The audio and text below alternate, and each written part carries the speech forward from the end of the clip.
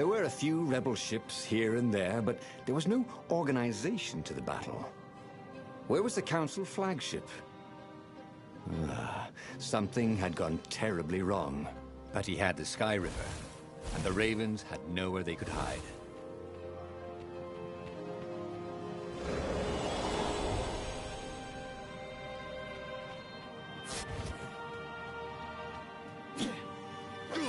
His mother never let him wave his sword around at home.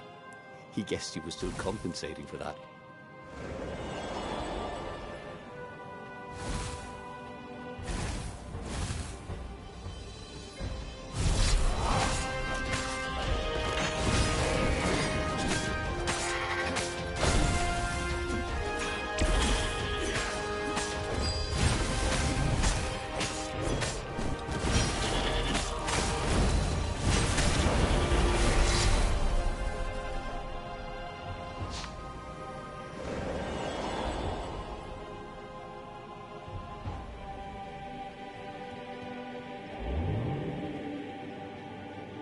There was an engraving.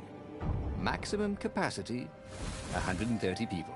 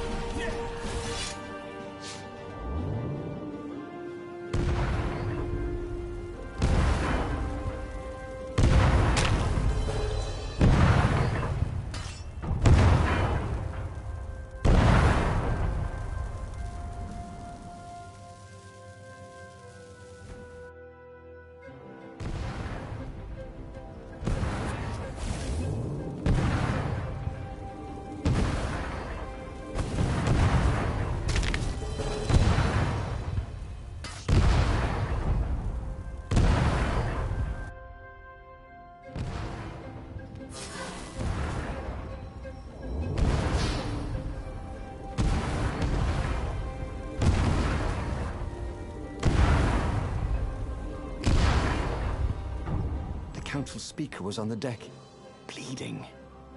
Why was she even here? They found our base, she croaked. The Council, all dead. We must surrender. No, we could still win this, said Reynardo. I have the Sky Ripper. He would be a real hero and save the day, even when all appeared to be lost. You're a good boy, said the speaker, and then she died.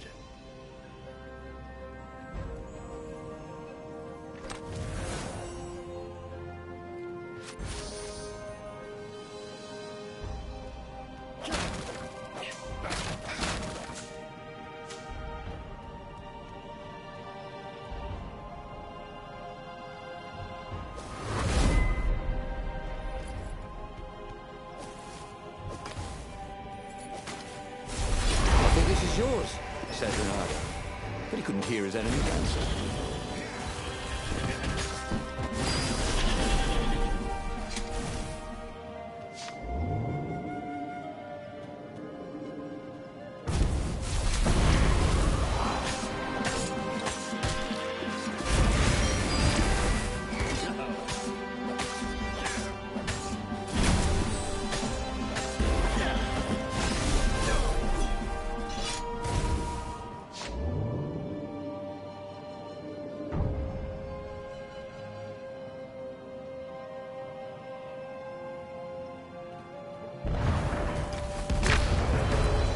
Should have faked left and then gone left, he thought. And then, he never thought again.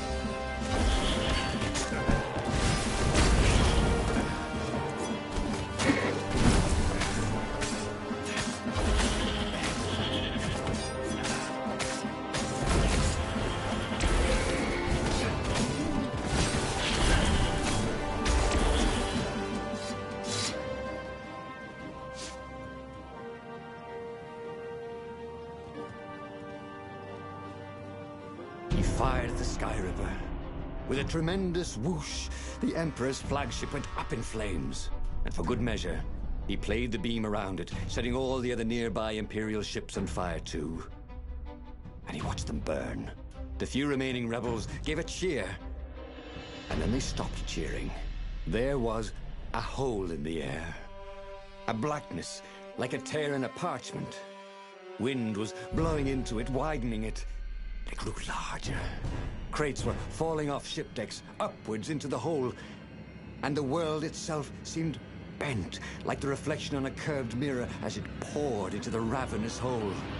He guessed that somewhere behind that ever-widening hole were gods that had long been exiled. But it didn't really matter. Time was done for here, and soon it was. And just like that, he was alive again, and back on the Farfarer, still fleeing burning Ubar. The book was still open before him. So, the book was a portal. It took you to the future, when your destinies would branch. He had failed and died 3 times, but he'd learned another true thing. The core was powerful, but dangerous if used improperly.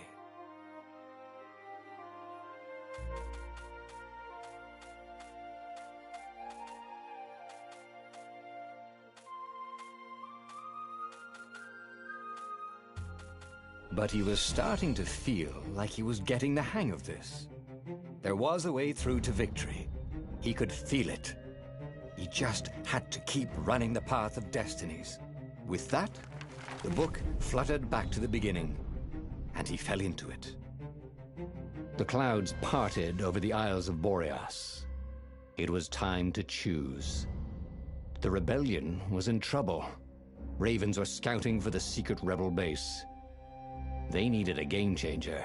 Pieces of the Sky Ripper had surfaced. Renata knew that using it could go catastrophically wrong, but he was sure he could figure out how to use it safely.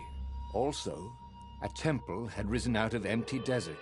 The Iblis Stone was hidden there. It was a dangerous artifact. It could corrupt its user into a bloodthirsty monster. Maybe he could find a way to use it, to take its power without surrendering to its wickedness. On the other hand, his old friend Lapino needed rescuing. Lapino was no game changer, but could Renato really leave an old friend to the Ravens?